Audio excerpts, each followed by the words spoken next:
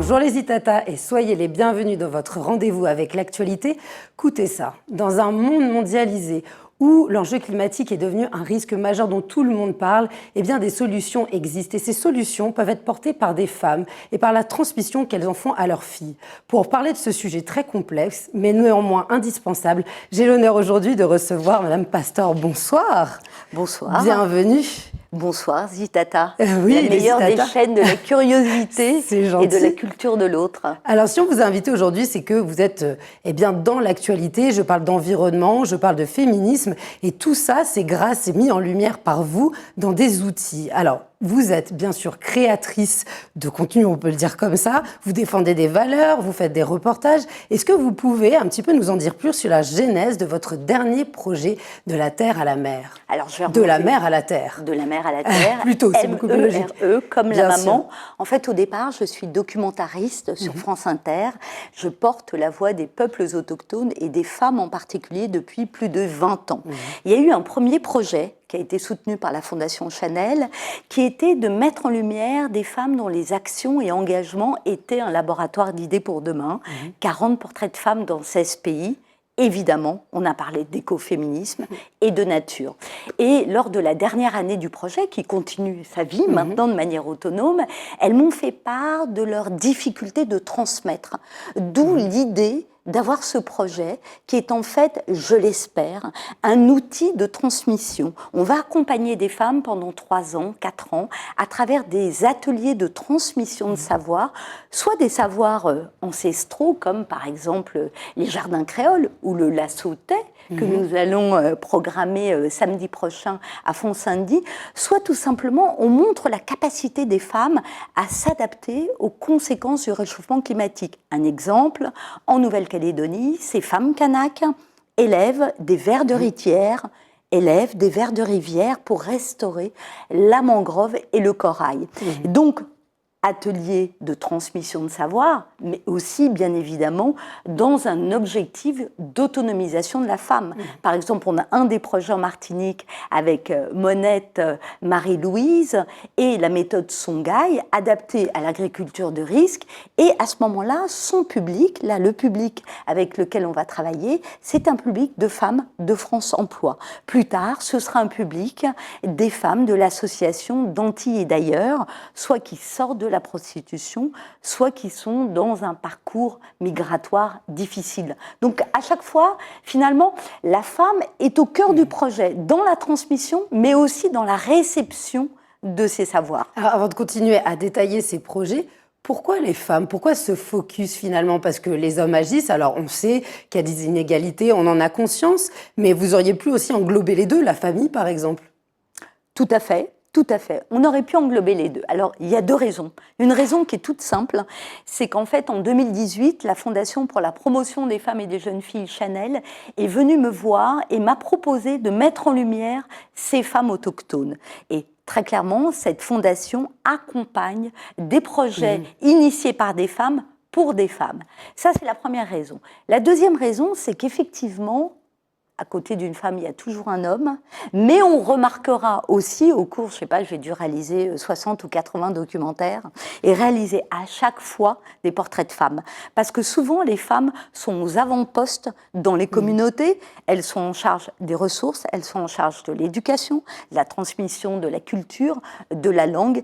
Et sans doute, dans certaines cultures, elles parlent moins et elles agissent plus. Ok, le message est passé et c'est bien parce que ça permet de tirer un diagnostic et puis de mettre en valeur et aussi de questionner peut-être les hommes qui vont voir ça et qui peuvent se dire, eh ben oui, c'est vrai, pourquoi pas aussi apporter notre aide à notre manière. Alors, pour sélectionner ces projets, avez-vous une méthode spécifique? C'est très riche, c'est très divers. Vous avez peut-être dû en passer en second parce qu'il y a des moyens derrière. Dites-nous comment ça s'est passé. Alors, il faut vous dire donc que De la mer à la terre est un projet donc consacré au savoir écologique, au savoir issu de la nature détenu par les femmes. Il y a donc le volet atelier de transmission, il y a aussi le volet pédagogique et puis il y a le volet, j'allais dire, un peu plaidoyer, médiatique. Je vous remercie beaucoup de cette invitation pour le projet et pour ces femmes.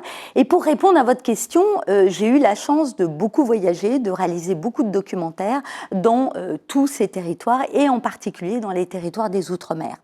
Et effectivement, je connaissais déjà quelques-uns de ces sujets.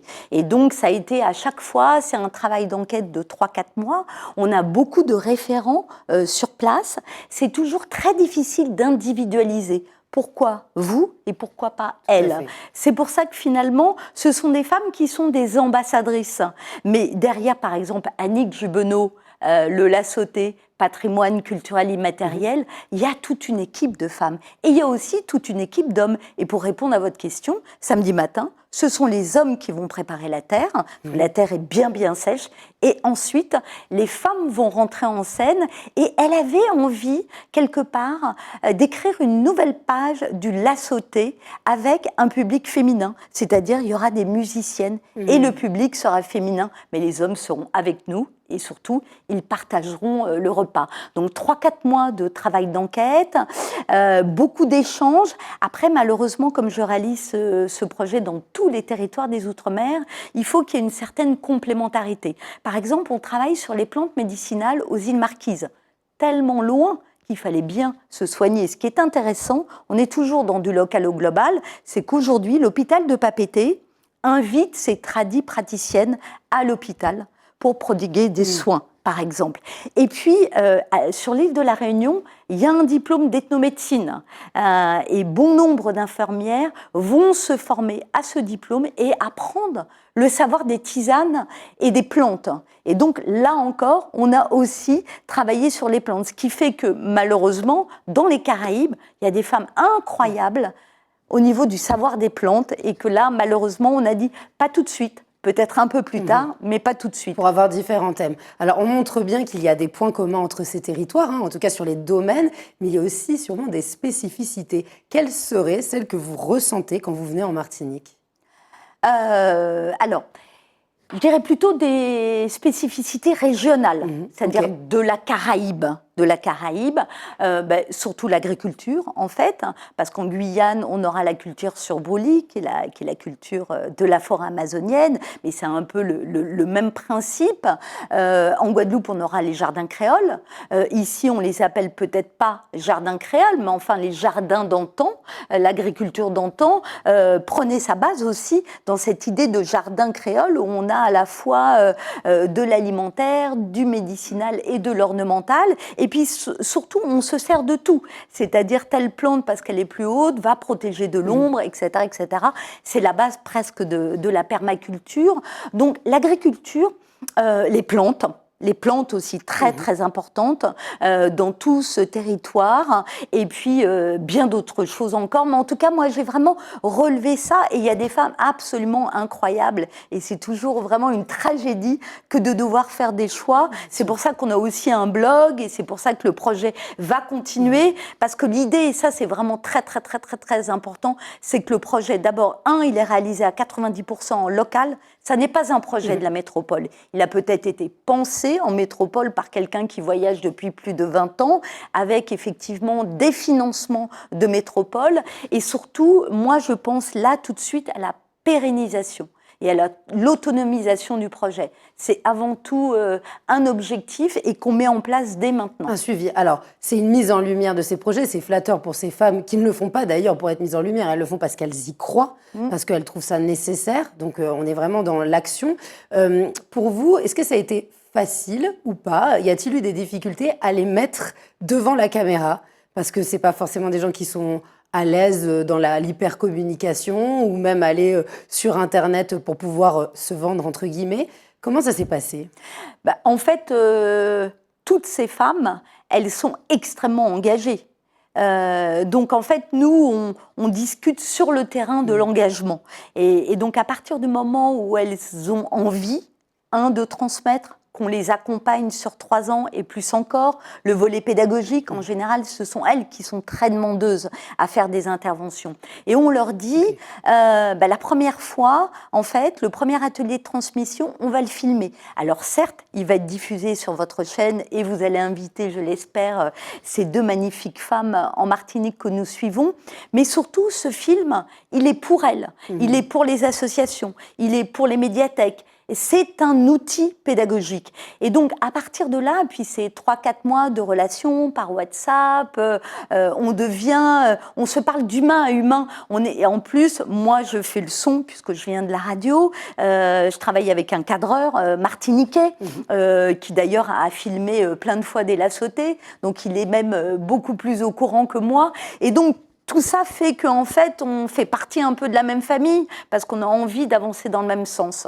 On n'est pas une équipe de télé qui arrive tac, voilà. Bien sûr, on sent que c'est vraiment un travail d'équipe où chacun amène sa contribution et c'est un échange. Alors, De la Terre à la Mer, c'est un site internet sur lequel on peut se rendre. Qu'est-ce qu'on peut y trouver? Il y a beaucoup de chiffres dessus que vous pourrez présenter si vous le souhaitez, qui montrent à quel point vous avez utilisé des outils différents, que ce soit la caméra, le son, l'écriture. Mais je pense à ceux qui nous regardent aujourd'hui et à celles qui nous regardent. Qu'est-ce qu'elles peuvent y trouver et à partir de quel âge on peut aller sur ce site internet? Tous les âges. Alors, de la mer à la terre. Mais c'est bien parce que tout le monde dit de la terre à la mer. Je veux absolument. Mais c'est bien. Je veux absolument qu'on descende de la terre. C'est très bien.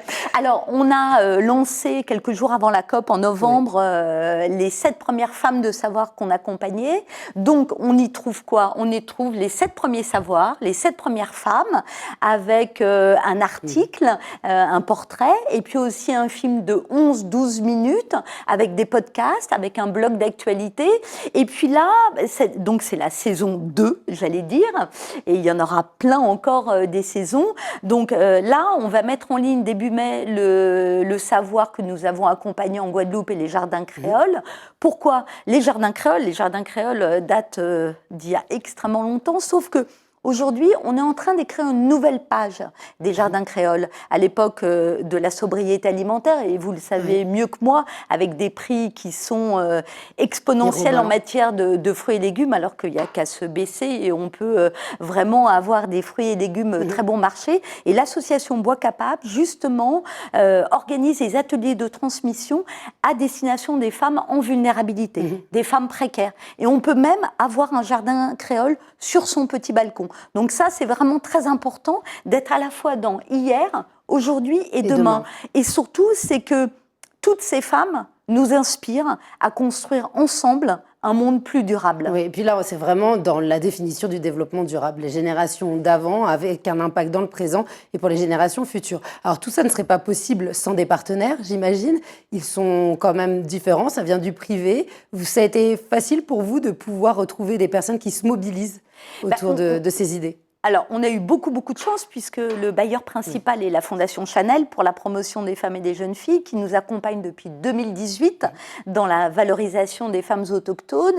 Et puis là, dans ce projet, il y a l'Agence française de développement, il y a aussi un petit peu le ministère des Outre-mer et on a vraiment beaucoup de chance parce qu'en fait, le projet, il se fait de toute façon avec des gens qui se sont engagés sur 3 ans. Et donc ça assure aussi la pérennisation de savoir qu'on a des gens qui nous accompagnent et qui nous font confiance. Et qui a un suivi. Alors, on va rappeler, si vous le voulez bien, le site internet où on peut trouver l'ensemble de ces informations avec des outils pédagogiques que l'on peut transmettre aussi à ces filles pour pouvoir les mobiliser, les sensibiliser à ce qui se passe sur leur propre territoire, là, en Martinique, avec ces 2 projets qui ont été choisis. Donc, est-ce que vous pouvez nous donner cette adresse? Alors, delameralaterre.com ou delameralaterre en outremer.com. Là, on met en place les 2 projets, à la fois le La Sautée avec Annick Jubenot du côté de Font-Saint-Denis pendant 3 ans et vous allez entendre parler d'elle. Et l'autre projet qui est en fait la méthode Songhai, béninoise, adaptée à l'agriculture de risque puisqu'en Martinique, vous le savez, vous êtes beaucoup plus sujet aux intempéries et aux aléas climatiques. On sent bien votre passion. Alors j'ai envie de dire une question ouverte. Pour vous, dans quelle mesure les opérations, les actions volontaires locales sont-elles importantes actuellement par rapport à tout ce qu'on entend en stratégie internationale? En fait, c'est la base. À l'ONU, c'est écouter les expertes de terrain et puis, dans les territoires, accompagner ces citoyennes. Rien ne se fera sans elles. Et sans les hommes, évidemment. Merci beaucoup d'avoir été parmi nous. Alors, vous avez aussi d'autres sites internet, notamment vous êtes dans l'association, et c'est à votre initiative, de En Terre Indigène. On peut aussi se renseigner et se rendre sur le site pour voir ce que vous faites et tout ce que vous avez déployé. Merci beaucoup d'avoir été parmi nous. Merci. Et puis, bon courage pour la suite. Merci, au revoir. Merci beaucoup les Itata de nous avoir suivis. Je vous dis à très vite pour un prochain Écoutez ça.